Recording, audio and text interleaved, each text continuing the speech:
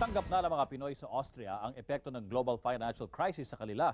Kaya naman ang simpleng pagtatanim daw ng gulay sa kanilang bakuran ay malaking bagay na sa kanilang budget.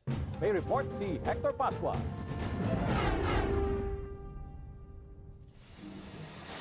Marami sa mga Pinoy dito sa Austria na kung hindi man natanggal sa trabaho ay nabawasan naman ang oras ng kanilang serbisyo. Malaki naging epekto sa akin ng global economic crisis. Sa aking trabaho, nagbawas kami ng oras pati ng sweldo. Pinalala pa ito ng pagtaas ng presyo ng mga pangunahing bilihin. Kaya naman, ang mga Pinoy dito, hirap na sa pagbabudget. Affected tayo. Alam natin na may global crisis kasi tumataas yung mga prices. So, feel namin. Dahil sa krisis, marami sa kanila ang umiisip ng alternatibong paraan para mapagaan kahit paano ang kanilang pamumuhay.